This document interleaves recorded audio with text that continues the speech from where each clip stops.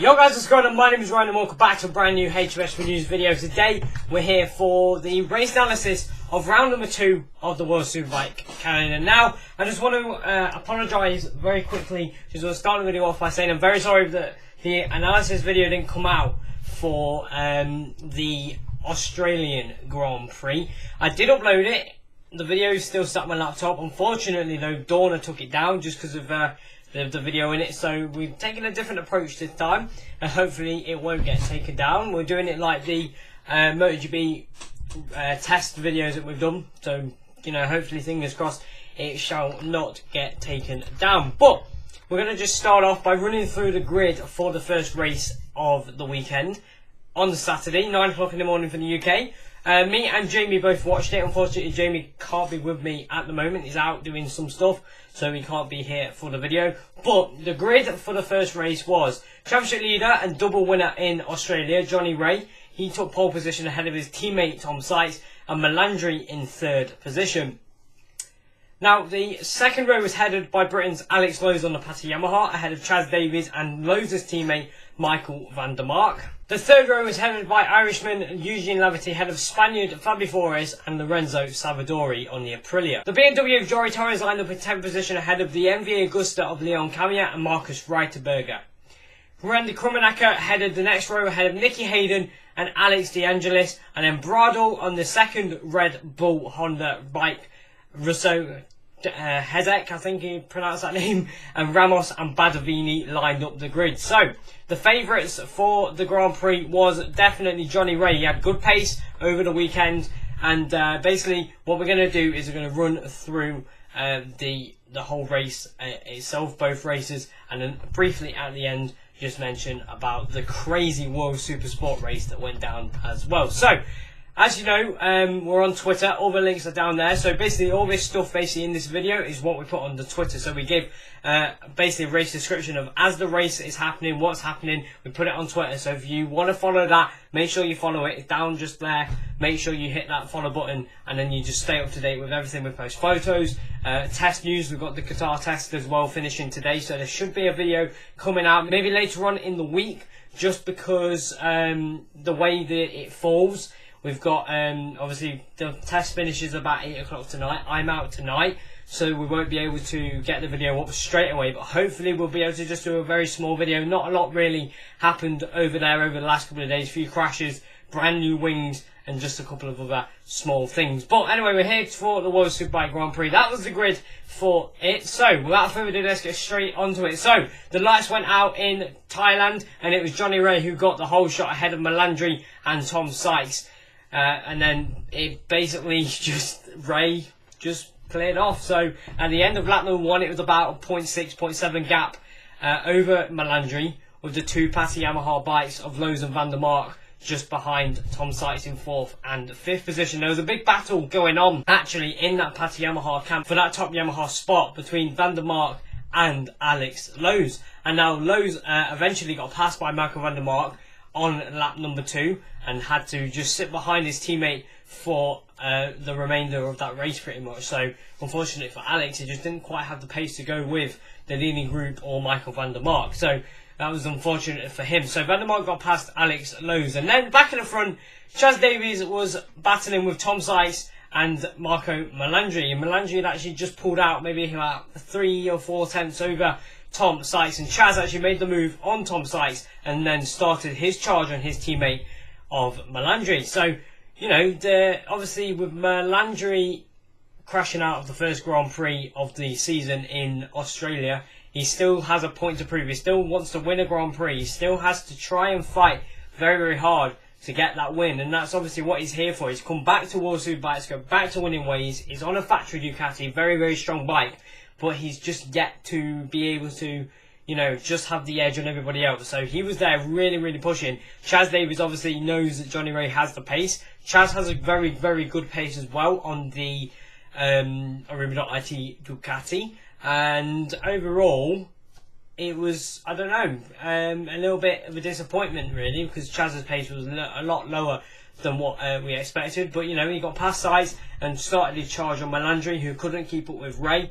Eventually, we had the first faller of the race. That was Ayrton Badavini. He lost the front at the final corner at turn 12. And unfortunately for him, he was out of the Grand Prix. But back at the front, Tom Sykes makes a double overtake at turn number 3. They both ran wide at turn 3, and Sykes got up inside of both Chaz Davies and Melandri to move himself into second position. However, that didn't last too long because they got him straight back, and it was all resumed normal. Now, Johnny Torres, Forres, Salvadori, Hayden and Camille were in a big battle going on further behind. Now, Torres makes a move up the inside of Forres at turn number 3 to lead the battle, like I said, with Salvadori, Hayden and Camille in there as well. But Nicky Hayden on that Red Bull Honda not really having the best of weekends, best of seasons at all.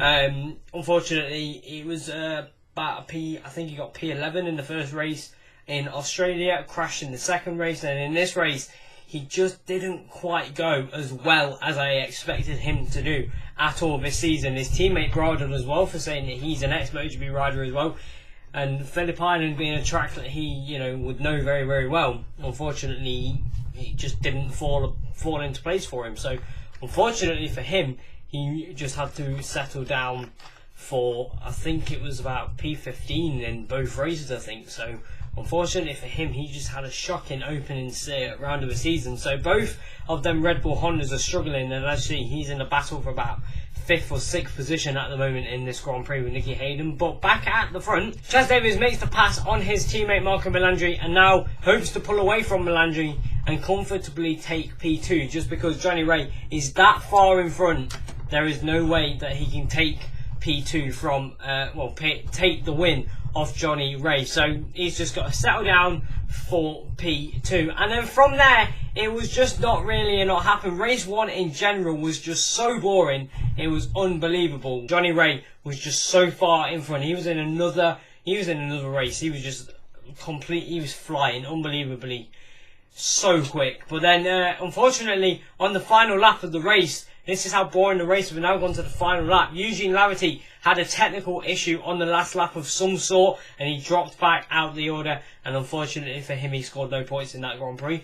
But then, eventually, it was the final lap, final corner move for Tom Sykes. He made the move up the inside of Melandri on the final lap at the final corner to take the final podium spot just behind Chaz Davies and Johnny Ray. So that means that Marco Melandri finished in 4th position, which also means he starts from pole position for race number 2. So the results for the World Superbike race 1 in the Chang International Circuit looked like this.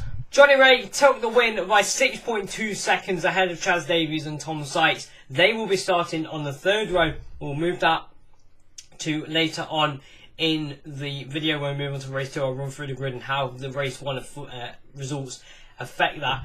Melandri, like I said, starting on pole for race 2, is in 4th with Van der Mark and Alex Lowe's in 5th and 6th. Johnny Torres in 7th ahead of the MV Agusta of Leon Camia, and Nicky Hayden finishing in 9th position just ahead of his teammate Stefan Bradl. So both of them Red Bull Honda World Superbike bikes finishing inside the top 10. Fabi Flores was in 11th after a bit of a difficult race for the Barney Racing rider. He unfortunately finished, like I said, just outside the top 10. Ahead of Randy Krummenacker on the Kawasaki Buchetti Racing, he finished in P12, with Lorenzo Salvadori on the 2nd Milwaukee Aprilia, the only Milwaukee Aprilia to finish that race. He finished in P13. Marcus Reiterberger was in 14th position on the 2nd Altea BMW Racing team, quite a long way behind his teammate Johnny Torres. He finished ahead of Roman Ramos, who picked up the final point on the Team Kawasaki Go 11, ahead of Alex Yangelis, Russo and Hezek. And then, like I said, the only 2 guys not to finish the Grand Prix was Eugene Lauti on the last lap on the Milwaukee Aprilia, and Badavini on the 2nd Grillini Racing Team Kawasaki, unfortunately crashing out with 14 laps remaining. So that was race 1. Like I said, it was very, very boring. Not a lot really happened in that race. It was very, very boring. Obviously, Johnny very, very happy to get the win. So let's hear what Johnny Ray and the other 2 podium riders had to say at the end of race number 1. No, I don't go out there thinking, let's get 20 points. I want 25, but Realistically, that was all we had today. We know that he's the man to beat around here, so it was always going to be tough for us. We've stepped in the right direction, but we need a little bit more. Well, thereabouts. You know, the pace wasn't massively faster than mine, but little bits every lap, and couldn't do anything about it. But you know, to get on the podium other than fourth is a lot better. So a few more points, and hopefully we can improve for tomorrow. My game plan at the start was whole shot and put my head down from T1. I expect tomorrow's going to be a lot harder coming from 9. So my getaway was good, so that's inspiring for tomorrow. Hopefully I can jump a row, and I'm having fun on the bike again. And, Alright then, so as you can imagine, them three pretty happy with their race on the podium. Sykes with that final corner overtake on Marco Melandri, but because of that means that Melandri will now start on pole position ahead of Michael van der Mark and Alex Lowes for the final race of the weekend, ahead of Torres, Camia and Hayden. Now this is where the new rules come in. You know, the first 3 rows, if you finish in 3rd, that means Tom Sykes will start in 7th. Second position, Chaz Davies, he starts from 8th. And the winner, Johnny Ray, starts from 9th. And then the rest is made up of the race results. So if you finish in 10th, you start 10th, 11th, 11th, etc, etc. So with that in mind, the guys coming from the back, it should be an interesting race. So anyway, lights out, and the way they went, and Marco Melandri got the whole shot ahead of Alex Lowes, and Johnny Ray moves himself from 9th to 3rd. It was an incredible start from him. Unfortunately, Van der Mark, in the middle of the front row, he had issues. He went from 2nd all the way down to P13 at the end of lap 1, so I'm really not too sure what happened with him. But by the time we get into turn number 3, Chaz had already made the move up inside of the Kawasaki and got himself up ahead of Jonathan Ray for 3rd position in the order. And then Johnny Ray took 2 positions in one corner. He got past Alex Lowes and Chaz Davies into the final corner before Davies then repassed him very, very later on. And then on lap number 3, Chaz Davies coming into turn number 3, he gets on the brake, he narrowly misses the back of Marco Melandri. He runs wide, and unfortunately the Welshman crashes at turn number 3. And very, very unfortunate circumstance for him. He went wide. He just had to sit up a little bit to avoid the back of Melandri. And unfortunately for him, he found himself doing some speedway. And unfortunately, he crashed out of that podium spot on the 3rd lap. So unfortunately for him, he had to get back on that bike, and he was down in 19th position. However, Johnny Ray back at the front, he takes the lead of the race, passing Marco Melandri at turn number 3 very later on in the Grand Prix to move himself up. And then Johnny Ray passed Marco Melandri at the final corner to take the lead of the race, which then meant he was basically going to start his charge again like he did in the first race. However, that was stopped because that very lap, there was a big high side for Lorenzo Salvadori. His bike basically had an oil leak. There was lots of smoke and oil coming off the bike. And unfortunately for him, he crashed, which brought the red flag out just because of oil on the circuit. So, unfortunately for him, that means that, he was not able to carry on. But the guy that it benefited the most was Chaz Davies, because he had that second bite of the cherry to start from the grid, from last, but he was still in the grid. He wasn't like 20 to 30 seconds behind. He was right on the back of the guys in front. So, the restarted grid was Ray, Melandri and Lowes on the front row, Sykes, Camia and Laverty on the second row, with Torres, Hayden and Van der Mark on the 3rd row.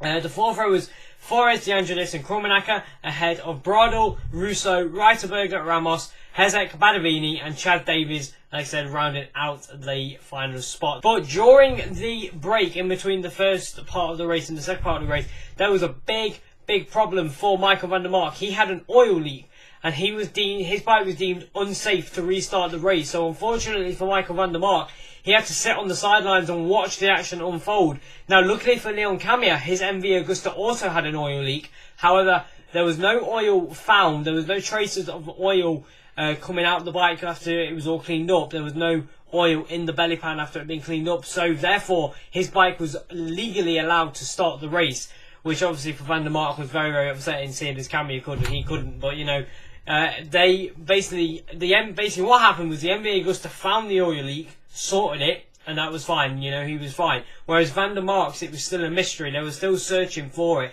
and they had the chance, if it had got sorted just before they went off on the warm-up lap, they could get back out there and start from pit lane. But unfortunately, that was not the case, and Van der Mark had to sit out of that Grand Prix. But Ray takes the lead as the start gets underway. So he takes the lead, obviously, from pole position, takes the whole shot, and Marco Melandri snaps straight back at him at turn 3, gets up the inside of him and moves himself into the lead.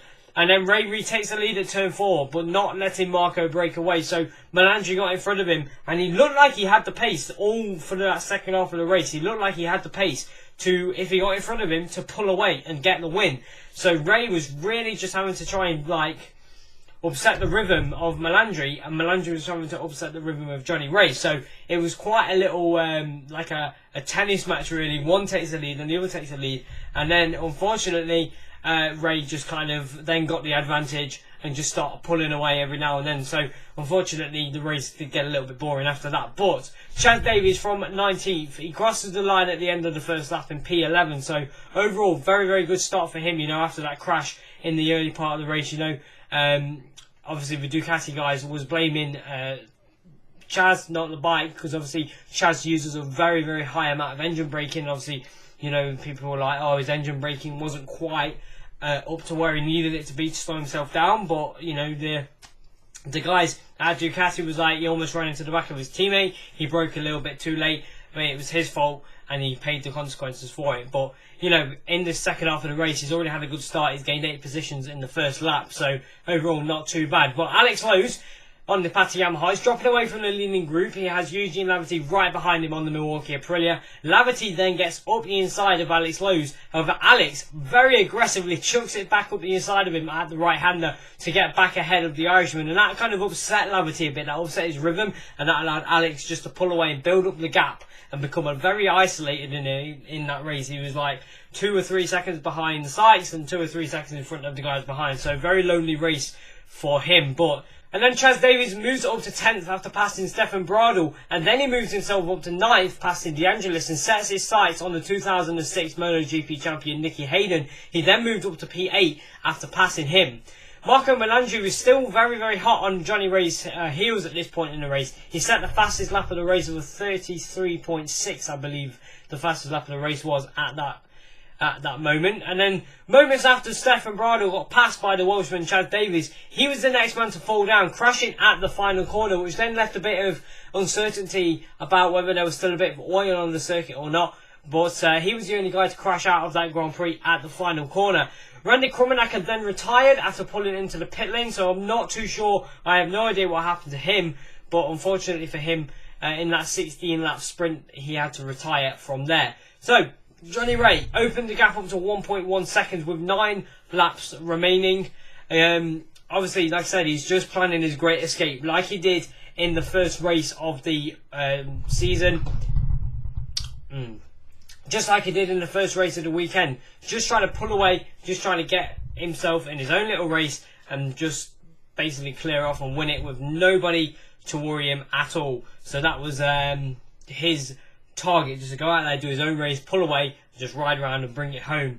Eugene Lavity leads a very, very big group. He's got Chaz Davies in there, like I said earlier, Chaz, Torres, etc., etc. But then, the Ulsterman, Eugene Lavity, loves it at turn number 5. He crashes out at turn number 5, and unfortunately he gets back on it. However, he unfortunately just cannot score no points just because he's got no, he's too far back. There's not enough laps. Now, I mentioned in the little break in between the red flag that Leon Cami's MV Agusta had a small oil leak. Now, with about 7 laps to go, Leon Cami is coming down the back straight, and unfortunately the MV Agusta starts smoking and it's got another oil leak. And unfortunately for Leon Cami, he gets the black flag with the orange disc and he pulls off the circuit at turn number 1, and that's his race over. So 2 MV Agustas blowing up in one day. PJ Jacobson in the World Supersport race, he also had an MV Agusta let go on him. And actually, there was quite a lot of blow-ups in this weekend alone. There was, I think, 3 in World Supersport, 2 in World Superbike, and that's quite a lot for one weekend. Really, you don't really expect to see many bikes blow up over the weekend. In fact, if you count the whole weekend and not just the one Sunday, there was, I think, about 7 or 8, because Zulfan Mikhailudin went in the Supersport. There was an Asian Talent Cup went in the Asian Talent Cup. There, one of their bikes went. So overall, really bad news for Leon Cami. But then the final lap of the race is very much like race number 1 with Tom Sykes and Marco Melandri. And this is for second position of the Grand Prix. So Sykes is right on the back wheel, coming through the very twisty section. He lines him up for the final corner, and much like he did in race 1, he gets up the inside of Marco Melandri, takes P2, and gets himself in the middle of the podium, with Johnny Ray finishing in front of him. So Ray take the win ahead of Tom Sykes, and Marco Melandri completes the podium in Thailand. So there we go, race number 2. Johnny Ray taking his 4th win of the season, 4 out of 4 for the Irishman. And I think he must be pretty pleased. So let's go down and hear what the podium finishers have to say. Yeah, he has no respect for the old people. two times same pass, man. I knew it was going to pass because the level was touching my hand when I was braking, so I couldn't be very, very strong. No, you know, struggled all weekend a little bit.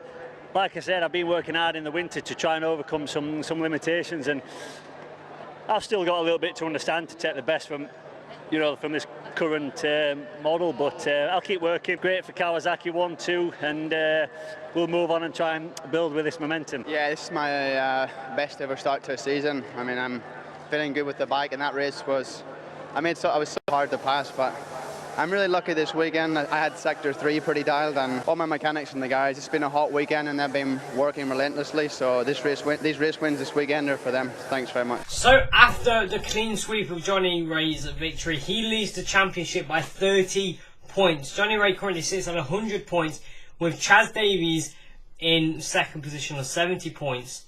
Tom Sykes in 3rd with 62 points, ahead of Alex Lowe's, who currently lies in 4th. Very, very good results for him so far, 3 4ths and 1 6th. So he lies on 49 points, ahead of Marco Melandri on 45. Fabi Flores in 6th with 34, ahead of Johnny Torres in 29. Michael van der Mark in 8th with 27 points. He's actually joined with Leon Camia, both of them guys on 27 points. Nicky Hayden rounding out the top 10 on 21 points, ahead of Eugene Lavity after a disappointing weekend. No points in any races. He finishes in 11th, well, he's in 11th position on 15 points, with Marcus Reiterberger also on 15 points. Roman Ramos in 13th with 13 points. Alex De Angelis in 14th, he's only got 12 points. Lorenzo Savadori and Randy Krumenacker both on 10 points. Now Savadori, quite a disappointing start of the season, you know, with 2 crashes to his name. Very, very, very disappointing after a great season in 2016. Stefan Bradl in 17th position. Yep, you heard that right. He's in 17th position on 8 points. Ricardo Russo in 18th. He's on 4 points, with Josh Brooks, who's also on 4 points. He's in 19th, obviously the wild card in Phillip Island. Andrzej Jasek is in 20th with 3 points, and Ayrton Badavini rounding out the top 21 in 21st position with 2 points. There we go, that's what I was trying to say. But okay, so that's how the championship standings look for the World Superbike class. And now we're just going to run through very quickly the championship standings and the race results from the crazy World Supersport Grand Prix. Now, quite a lot happened in this Grand Prix, I'm not going to lie. There was an absolute madness. How many people did not finish the race? 9 riders did not finish the Grand Prix. So quite a crazy race.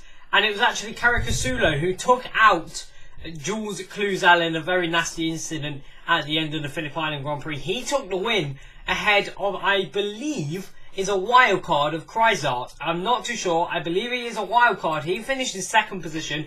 But actually, Kyle Smith crossed the line in 2nd position. Now, he went on the inside of, I think it was Ride, Okubo, Morales and Canducci. Unfortunately, Kyle Smith made a bit of a mistake and had to take avoidant action and went up inside of 3 people, causing one, I'm pretty sure it was Gambarino, causing him to crash. And unfortunately for him, he got himself a -3 positions. He had to give 3 positions back to the guys behind him. He didn't see the board. He didn't do it. He got a ride-through penalty. He didn't do that, and then he got disqualified. So unfortunately for him, he finished the race in 2nd position, but got disqualified, so he finished the race in last. And also another Brit, Gino Ria, he also got disqualified because he got a ride-through penalty for arriving after the warm-up lap. He arrived behind the safety car, and unfortunately, again, he didn't see that. So I don't know if there was something wrong with the marshals, not quite signalling properly or not, but both of them getting caught out by not seeing the boards. So, Caricasulo, like I said, he won the Grand Prix ahead of the wild card. Nicky Tooley, the Finn, on the Callio racing bike, he finished in 3rd to make it a Yamaha 1, 2 and 3. Warricorn, who started way down the order, he gained 14 positions in that race. Warricorn is actually Keenan Safwangu's replacement, I believe, and he finished ahead of his teammate Kyle Wright, who finished in 5th position. Akubo in 6th position. He finished ahead of Moraes, I think. He's the second Calio racing bike. Ragnar Watanabe, Robin Mulhauser, Robin Rolfo, the championship leader. He finished in 11th ahead of Lachlan Epis, Calero and Davide Pizzoli rounding out the field. So that's how that looks. The championship standings after that, somehow, after all the craziness that happened in that Grand Prix, somehow Robbie Rolfo still leads the championship by 3 points ahead of Nicky Tulli, who joined the season as a wildcard at the end of last season. Karakasula, after his win, he jumps up to 25 points. He jumps up to 3rd ahead of Kyle Ride on 24 points. Kryzart, the wildcard, he is in 5th position, joint in 5th with Lucas Mahias, who also crashed in the race. He unfortunately lost out to the victory last time out after a second penalty after the last lap incident on that straight. He's ahead of Wagner, West, Watanabe, Morales, Warricorn, Akubo, PJ Jacobson, who had a bit of a disaster weekend. I'm not gonna lie, the bike broke down on him. It was just not really a good weekend for him. Calero in 40th, we had Lachlan Epis, Robin Mulhauser, and then Zavari Khairuddin. Could not get my words out at all. Zafari Khairuddin, he is in 17th position. He was running in 4th, and then his bike broke down as well, so he's only sat on 4 points. And then Alex Badalini, he's on 3 points. Davide Pizzoli on 2, and Canducci on 2 as well. So that's basically it for the World Supersport race. That was quite a crazy one. So I hope you enjoyed the video. If you did, make sure you smash that like button and hit subscribe if you're brand new around here. Check out all the links down in the bottom left hand corner. Make sure to check out Jamie. He's literally in the box next to me and in the description. Make sure to check my channel as well, and I'll see you guys hopefully very, very soon for the Qatar test review, where me and Jamie will be giving you all the action that happened through the 3 days of Qatar. And by the way guys, it's just 2 weeks till the first round of the MotoGP and the Formula 1 Championship begins. We'll be covering all the race analysis, the Let's Talks and everything for that. So please make sure you subscribe so you get notifications of when we upload. Press the little bell next to the subscribe button so then you won't miss a single video, because we're bringing you everything that happens from every circuit, all 4 corners of the globe. It'll all be here on HOS News. So I hope you enjoyed the video, and I'll see you guys next time. Goodbye.